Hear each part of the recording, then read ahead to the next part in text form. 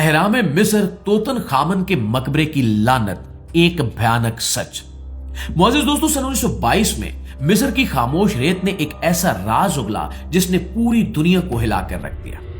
यह राज था फिरौन तोतन खामन का मकबरा, जो तकरीबन 3000 साल से जमीन के अंदर खामोशी से सो रहा था। जब माहिर आसार कदीमा हार्वर्ड कॉर्टर ने इस मकबरे का दरवाजा खोला तो किसी को अंदाजा ही नहीं था कि यह दरियाफ्त तारीख के साथ साथ खौफ की नई दास्तान भी लिख देगी। कमरे के अंदर सोना, जेवरात, नायाब मुजस्मे और दीवारों पर कुंदा तहरीरें मौजूद थी, और यह सब कुछ इतना महफूज था जैसे वक्त यहां आकर रुक गया।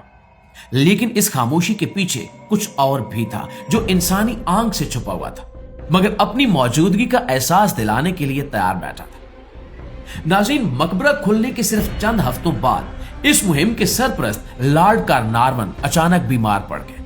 कहा जाता है कि एक मामूली मच्छर के काटने से जख्म बना, जख्म बिगड़ा और फिर अचानक उनकी मौत हो गई। और हैरत की बात यह थी कि जिस लम्हे वो दुनिया से रुखसत हुए, कायरा की बिजली बंद हो गई और उसी वक्त लंदन में उनके पालतू कुत्ते ने जोर से चीख मारी और वो भी मर गया।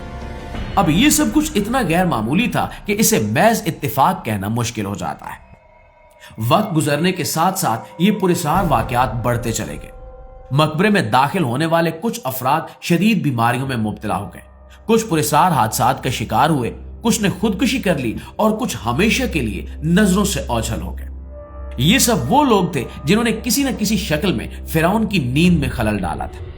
जल्दी दुनिया भर में ये सरगोशियां फैलने लगी कि जो फिरौन की नींद तोड़ेगा वो खुद कभी सुकून से नहीं सोएगा। नाज़रीन ग्रामी, कहा जाता है कि मकबरे के अंदर एक तहरीर भी मिली थी जिसमें दर्ज था कि जो मेरी कब्र को छेड़ेगा उस पर मौत अपने पर फैलाएगी। Death shall come on swift wings to him who disturbs the king piece.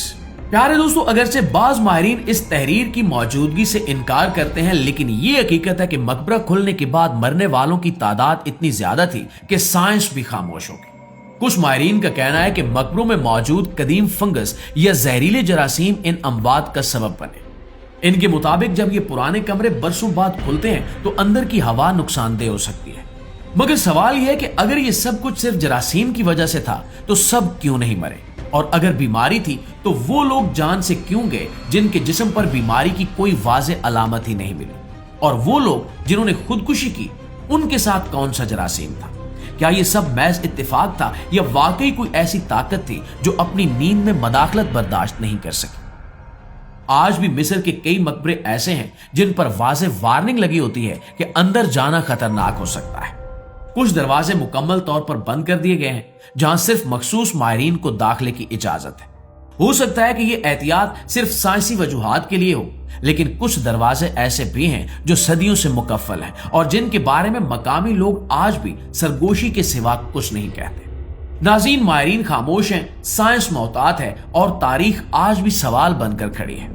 और अब सवाल ये नहीं रहा कि लानत थी या नहीं, असल सवाल ये है कि अगर वाकई ऐसी कोई ताकत मौजूद थी तो क्या इंसान को हर रात से पर्दा उठाना चाहिए, या कुछ चीजें ऐसी होती हैं जिन्हें नींद में ही रहने देना बेहतर होता है? और एक और बात जिससे इनकार मुमकिन नहीं है वो ये कि उस दौर में जादू, टोना, नहुसत और नादीदा असरात की बातें आम थी, और तारीख गवाह है कि इन तहजीबों में ऐसी रसूमात और अमलियात मौजूद थी जिन्हें आज भी मुकम्मल तौर पर समझना आसान नहीं है।